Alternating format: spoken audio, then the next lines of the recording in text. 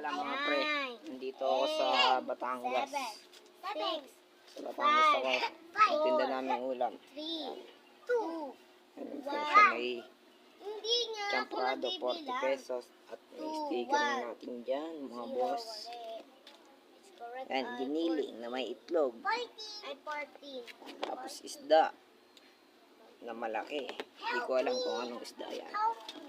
Pero ito yung pinakamasarap. Laing. Masyado ka naghuhula. Pinakamasarap dyan sa laing ay sili. Yan. Yan yung secret recipe. Sili. Sobrang lakas dito ng hangin. Lang yung isa natin. 2 times Iba na lang natin yan. Yan. Sticker na natin. Yan yung mga presyo. At saka ito ang laing namin. Pinapaarawan.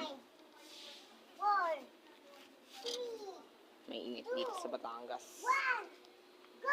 Ayun sila. Ayun lang mga pre. Dito lang tayo. Dito na matatapos yung vlog natin.